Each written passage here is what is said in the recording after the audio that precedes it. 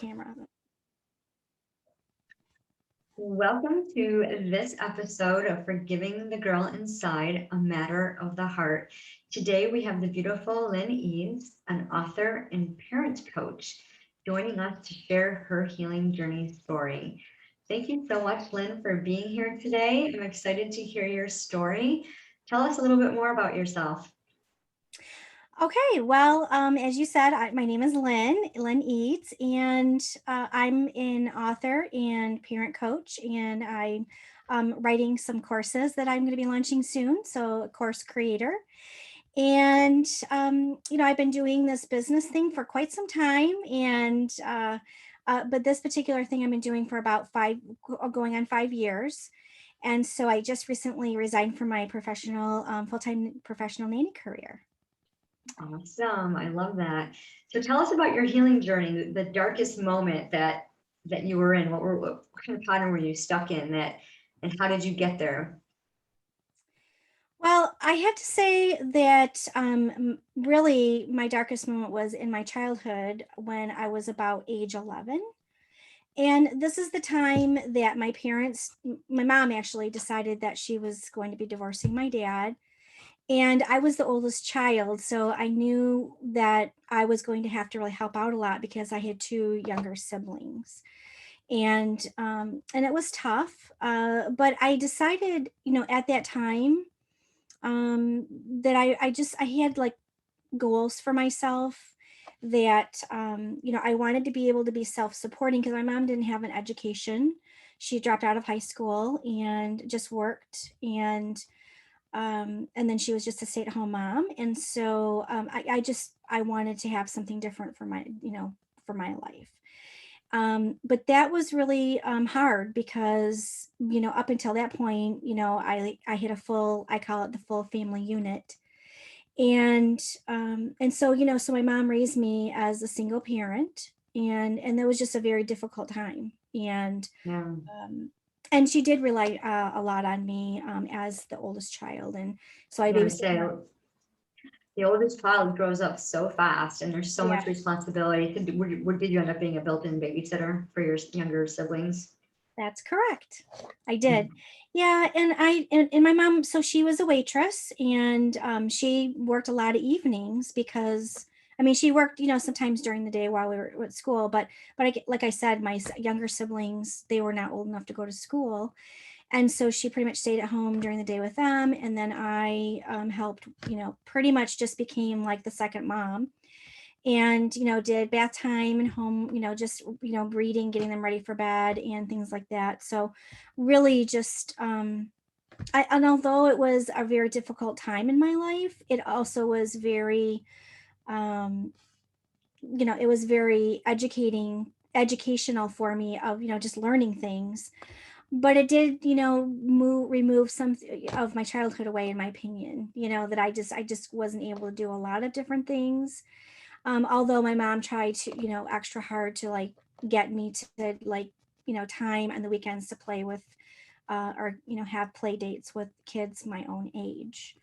So that I Yeah. wasn't just always at home watching my younger siblings. And so Yeah. that Is that was how you tough. got started to be a nanny, was because you were caregiving your You know, siblings?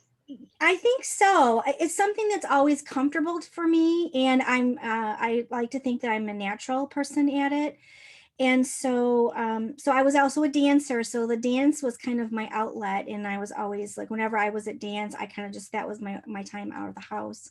And so I incorporated a lot of that, those types of things into I had my own children, and then when I had my own children and then they got into the school system, then I did, before and after school, like, I became like a house that the kids came, the parents dropped off. So I basically did like nanny stuff, like just had like a daycare center pretty much at my house. So really I've been around children all my life, so then Yes. when my kids were older, I had some professional careers, and then I decided I just didn't want to do that anymore because I love kids so much. And so I just decided I was going to be a nanny one day. And my husband's like, whoa, wait a second. Well, what if you don't get a job, and what if they don't pay you? And I'm like, it's okay, it's going to work out. So I did that for many years, and as you know, it takes a lot of time to build a business and run a business, and so so I just started doing that gradually. So I work 62 hours a week, Wow, and that's a lot. watching kids, and I actually did 4 days a week, 40 hours in 4 days, and then I watched my granddaughter one day a week. So that ended up being 62 hours. So after a while running a business and doing that eventually I kind of got burnt out on that. And so I was finally in a position where I could actually let go and resign from my nanny work. So I just did that in That's April. awesome. That's great.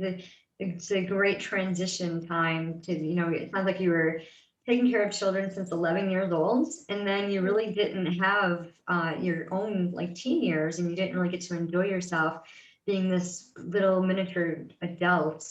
But then Right. you took that moment, because it's hard for kids to go through divorce, and a lot of people don't understand that, when parents divorce, especially when the kids are younger, it affects them too. Mhm. And, then you have that separation of your parents and your family. I come from a divorced family, but I was only two when my parents got divorced. But there was always that, like your home you came from a broken home. And I know a lot of times now they don't use that language. They just say, I don't come from a broken home. I come from a stable home, because if your parents stay together, not loving and being unified, it's more dysfunctional than if they were. So I know there's different points of view on that, but you don't realize the impact, especially being the oldest. I know my older brother had to take care of us, Mhm. and he was 9 years older than me. And he always used to kid. He passed away now, but he always used to kid with me. He's like, I used to change your diapers. Who are you sassing back to? And it's just like, you're just my brother. But he was that parental authority. And I know my son, my oldest, there's 8 years between him and my daughter. And I used to have him babysit, but I used to pay him because I didn't want him to be like my brother. So I'd be like, well, we're going to go out, we're going to pay you. But then he felt like it was his responsibility because he was so much older to Mhm. take care of the little one. So you do that. I think that older child, when you're born into that position, you automatically have all these responsibilities. So I love how you took it and made it a career and made it your love and your passion. So it's almost like you were using your God-given talents and just pouring it back because you tried something else and realized, nope, I love these kids. I want to be with these kids. Right. So Um, I mean, I always had like a natural love of children, and my mom was a great parent as well. I mean, she was really great, but she was a single mom, and having not had any formal education of like going to college or doing anything. So like I was like, I'm going to school. I'm never smoking, because everyone in my family smoked, back in the 60s and the 70s. And so I just made decisions for my life really at that time. But it was a dark time, and it was hard, like you said. I mean, it's like I mean, there's no sugarcoating it. It's divorce is hard on the kids, and then it was a typical, you tell your dad this, well, you tell your mother yeah. that. And then finally I was like, you know what? You both need to talk to each other. Like, I'm tapping out. I'm out of this. Good for you. So Establishing those healthy boundaries. yeah, That's so I mean, great. I didn't realize at the time what I was doing, but looking back, and then of course I've gone through some counseling over the years, just to deal with different things. And I was setting boundaries and I didn't even know it. So I'm just glad that I had that, that personality. Maybe I don't know if it's personality structure or I don't know, the Yeah, intuition the inner strength. Yeah, the inner and the inner strength that you strength had. to say like, no, this is unacceptable, and like I'm a kid, like I don't need that pressure. So but a lot Right. of kids don't have that. They don't have that in ability to like see that and make those decisions and set those boundaries. And so as a mom and a parent, I was like crazy obsessed with volunteering at the school because I wanted to be that example that I wanted to be an example of that you can be, be raised in a single home, a single parent family, and still be successful, and then still be a good parent, And I just wanted to be a good example for other parents that might be going through that. And the kids, so a lot of the kids like knew me and like would see me at the school all the time doing different things. And so so I always wanted to be like, is someone that the kids in any, you know, part of life could actually, I wanted to be approachable for kids. So if they Yeah, were in trouble or if they needed to talk to someone and they didn't have anybody, and I had a lot of really great conversations with young kids through the years. I mean, especially during elementary school, and a lot of them. So I just had, a special, like a servant's heart for kids. that's awesome. That's beautiful. Mhm. So what kind of modalities did you implement to help you establish these healthy boundaries? I know you'd mentioned that you told your parents enough is enough. Mhm. You kind of get out of that. I picture the victim triangle where like they were trying to suck you in and, you tell your mom, da, da, da. And it's like, no, what modalities did you implement to keep that going? And in such a young age, you did this. This is awesome. Mhm. Well, there's a story about a piano that's involved. When I was probably about, I would say 8, two of my great aunts actually sent my mom $300, and this was back in the 70s, to buy me a piano because I decided I wanted to learn how to play the piano because I loved music and I was a dancer. So I took, ballet lessons and everything and loved that. So they sent $300. My mom found a used upright piano and have it delivered to our house. And I think she paid maybe $100 for it.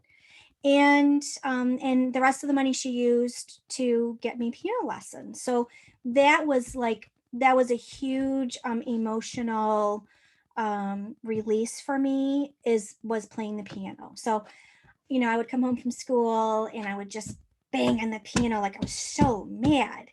And then after a while, I was playing it really nice and soft. And my mom would come in, she'd say, "Oh, are you feeling better now?" That was kind of like, a stress relief for me. That and my dancing.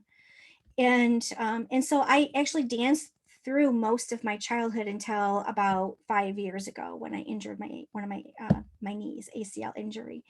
But I still, so anyway, I've had 3 different pianos since then. And we moved and my mom had to sell, she actually donated the piano to a local church and I was devastated, but she found another one for $300. And then we moved again. So now the actual piano that I have now, I have in my house and I've had it the whole time I've been married, which is Oh, 32 wow. years.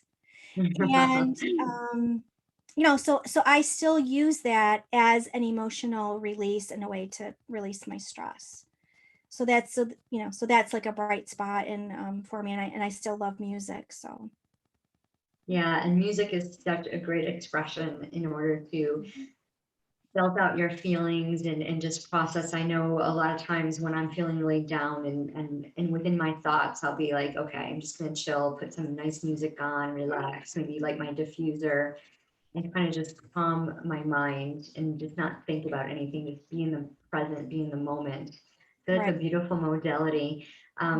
What advice would you give someone that may be experiencing a similar situation? Maybe their kids are going through a divorce and they're acting out. I know I see a lot of families where the kids, especially if they're teenagers, Mhm. they're super angry, they're frustrated, they might start hitting their siblings, running away, things of that nature. So what kind of advice would you give to families that would be experiencing this? That's a great question. I love that question. And what I like, the top of mind, the top thing I would say, or in my advice would be, is to be honest with your kids. And I would say, keep the communication between yourself and your spouse or your significant other private, because words are hurtful. And sometimes when the parents are emotionally charged, they might say things that are not necessarily meaning at the time. And then the third thing is to keep a positive mindset and be a good example for your children because they see what you're doing. And a lot of times kids want to emulate, they want to emulate their parents. They want to be like their parents. And of course, the teenagers, sometimes they don't want to be like their parents. as you know, because I know you've raised teenagers as well. So so I do have, I didn't mention before, I do have 2 children of my own, and I have, scores of, I call them my nanny children, and 2 granddaughters now. So and I have 8 nieces and nephews that I've kind of Mhm. helped raise up. So but yeah, those are the 3 things that I would as that I would give advice to parents that are in that same kind of separation or a divorce situation. No, that's beautiful. I love that. Well, thank you so much for taking the time to be here. And Thank I know you for inviting me. yeah, it's awesome. I know you have an awesome Learn with Lynn on Clubhouse. So our listeners there'll be a description of how to connect with you in the description box. So if you'd like to learn more about Learn with Lynn parenting trips, there's a beautiful site on Clubhouse, Instagram. You're also on Facebook. You're an author. What's the name of your book? It's called The Truth About Success, and it was a book collaboration. So I wrote a chapter, and the book was about failure, or I'm sorry, the chapter I wrote was about failing. So I failed so many times with my businesses that, and I know that it's okay to fail. And so that's kind of my message in the chapter. But I do go touch a little bit about, when I was young and how I grew up and how I just kept going, like who inspired me. I love that. Well, thank you so much for being here. And again, thank you, audience, for listening, for joining us today. And remember, it's all a matter of the heart. Thank you, Lisa.